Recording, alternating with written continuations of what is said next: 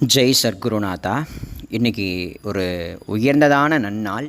என்னப்பா அப்படின்னா, இன்றைக்கி இந்த பாரத பூமியில் நம்ம தமிழ்நாட்டில் சிவபக்தியும் வைஷ்ணவ பக்தியும் தலைத்தோங்கி இருக்குது அப்படின்னா, அதில் பக்தி பண்ணி சிவபக்தியையும் வைஷ்ணவ பக்தியும் தலைத்தோங்கச் செய்த ஆழ்வார்கள் நாயன்மார்கள். அதுபோல் பாபாவினுடைய பக்தி மார்க்கத்துக்கு தலைத்தோங்கச் செய்தவர்கள் அடியார்கள்.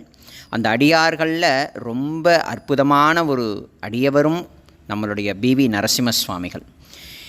பிவி நரசிம்ம சுவாமிகளுடைய மகா சமாதி திருநாள் தான் இன்றைக்கி.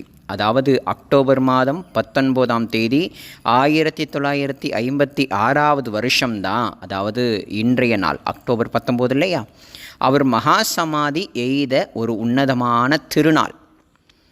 இன்றைக்கி நம்ம எல்லாருமே பாபாவை வணங்குகிறோம், பாபாவை பற்றி பேசுகிறோம் அப்படின்னா, அதற்கு வித்துட்டு கைப்பட நிறைய விஷயங்களை நமக்கு நூல்களாக அர்ப்பணித்து பாபாவினுடைய விசேஷங்களையும் கீர்த்திகளையும் அவருடைய ஆத்மஸ்வரூபத்தை அக்கக்கா பிரித்து நமக்கு கொடுத்துருக்கிறவர் நம்மளுடைய பிவி நரசிம்ம சுவாமிகள். இவர் ஒரு பக்தர் அப்படின்னு பாவம் எல்லாரும் நினச்சிட்டு இருக்காங்க. இவர் பக்தர் அல்ல, மனிதனாக இருந்தார், மனிதனாக மாறினார், மகானுடைய திருவடியில் போய் தன்னை அர்ப்பணித்தார், மகானாகவே மாறினார். ஸோ இவர் ஒரு உயர்ந்ததான மகான். இவரும் ஒரு குருவே, பாபாவினுடைய பக்தி மார்க்கத்துக்கு வழிகாட்டக்கூடிய ஒரு குரு. இவருடைய திருவடியை பிடித்து கொண்டு பயணம் செய்தவர் தான் நம்மளுடைய ராதாகிருஷ்ண சுவாமிகள்.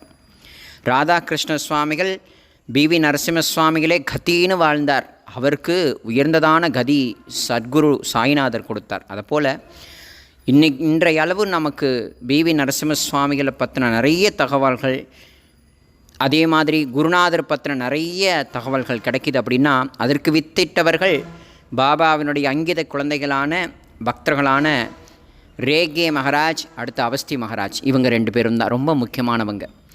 ஆகையினால் இன்றைய நாள் ஒரு உயர்ந்ததான பக்தருடைய மகா சமாதி நாள் அல்ல, ஒரு மகானுடைய மகா சமாதி திருநாள். என்னை பொறுத்து பிவி நரசிம்ம சுவாமிகள், ராதாகிருஷ்ண சுவாமிகள், ராதாகிருஷ்ணமாயி அம்மா, சிவம்மா தாயி, சிவனேசன் சுவாமிகள், இவர்களெல்லாம் ஒரு உயர்ந்ததான ஞானிகள், மகான்கள். பாபாவால் உருவாக்கப்பட்ட இந்த தேசத்துக்கு கொடுக்கப்பட்ட ஞானிகள். ஆகையினால் இந்த மகான்களுடைய திதியில், சமாதி தினங்களில் அவர்களை நாம் நினைத்து அவருடைய திருவடியில் ஒரு புஷ்பம் சமர்ப்பித்து அவர்களை நினைக்கிறது ரொம்ப பாக்கியம்.